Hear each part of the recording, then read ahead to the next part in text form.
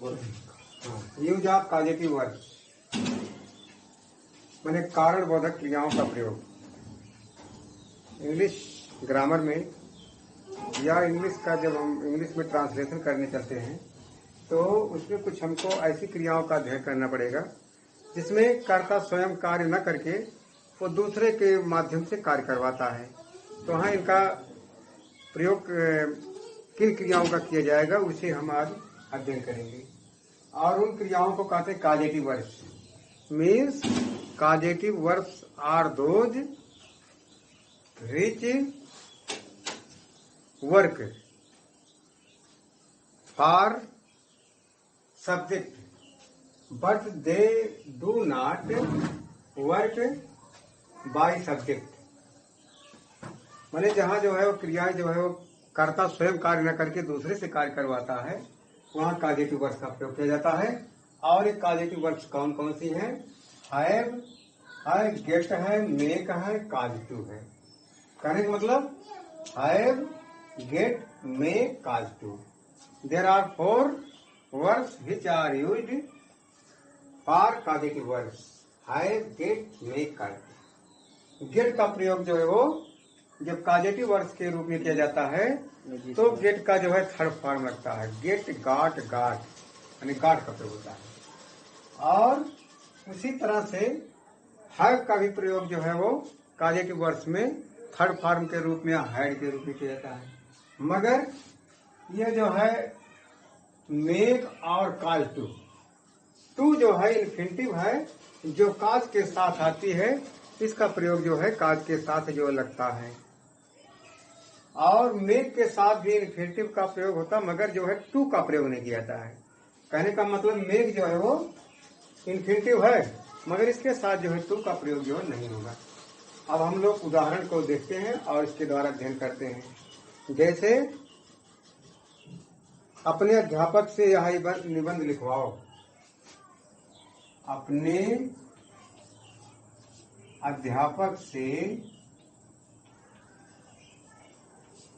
यह निबंध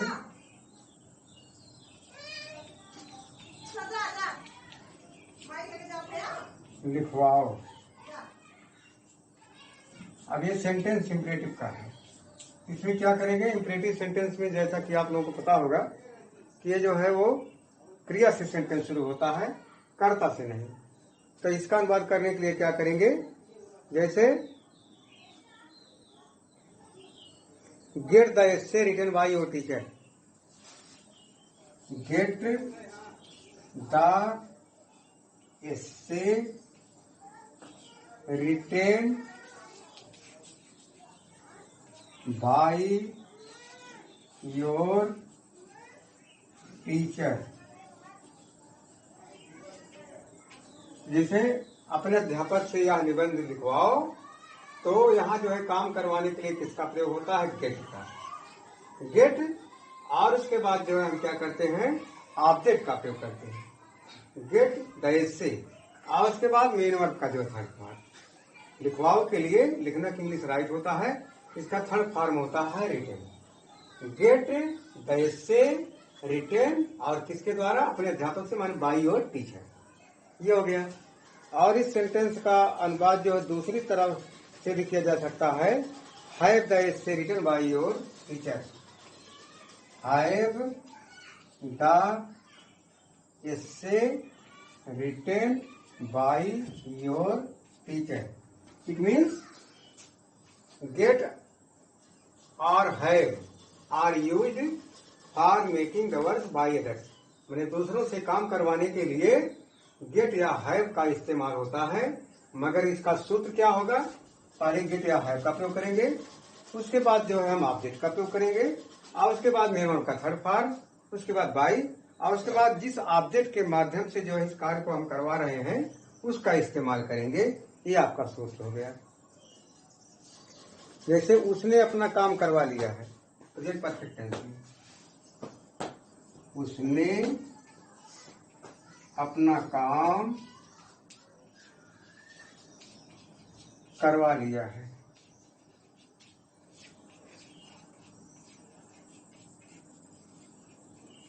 present perfect tense का वाक्य है। उसने आपका अपना काम करवा लिया है। He has got his work done. He has got his work done. उसने अपना काम करवा लिया। He has got his work done या he has had his work. He has had his work. He has had his work done. कहने का मतलब ये जो है हम हैज के लिए जो है हम जो है वो गेट का भी इस्तेमाल कर सकते हैं। तो जैसे हैज का फॉर्म जो हमारे हैज का थर्ड फॉर्म हैड है और गेट का थर्ड फॉर्म गॉट है। तो उसने अपना काम करवा लिया है। He has got his work done या he had his work done.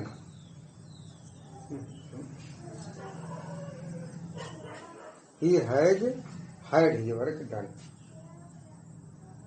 Present कर देते हैं। He has had his work done. ये हो गया। और आगे हम देखते हैं।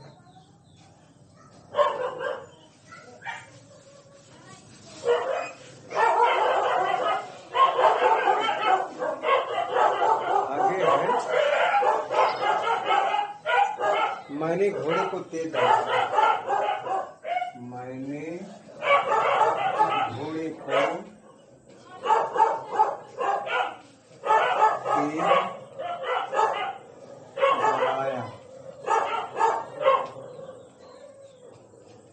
घोड़े को तेज दौड़ाया। इसका क्या हो जाएगा?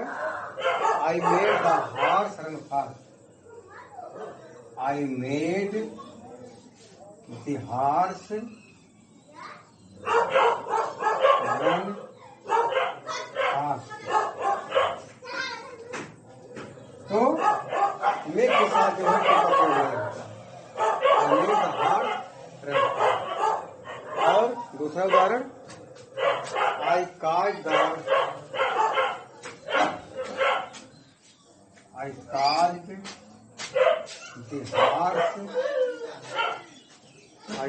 the horse to run fast. To run fast। ये हो गया।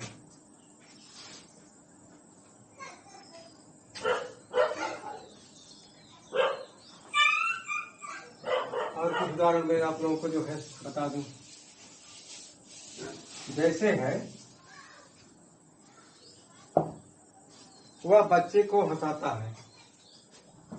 वह बच्चे को हंसाता है। तो क्या हो जाएगा? प्रेजेंट इंडेफिनिट टेंस का वाक्य है। He makes the child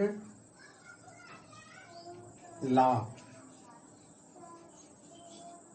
He makes the child laugh। दूसरा उदाहरण हेमा ने मुझे रुलाया। हेमा ने मुझे रुलाया। क्या हो जाएगा? Hema made me Hema made me cry। और उदाहरण अपने बाल कटवाओ। अपने बाल कटवा लो। क्या हो जाएगा? Get your hair cut. ध्यान दीजिएगा हेयर का प्लूरल जो है नहीं होता। इस तरह से हम इसका भी प्रयोग जो हम लोगों ने सीख लिया। अपने जूते की मरम्मत कराओ। Have your shoes repaired. तो इस तरह से आज आप लोगों ने काजेटिव वर्ड्स का प्रयोग किया, मैंने पढ़ा। काजेटिव वर्ड्स को हिंदी में कहते कारण बोधक क्रियाएं। ये हैं 4, have, get, make, cause to. तो ध्यान देना है कि जब जो है हम सेंटेंस में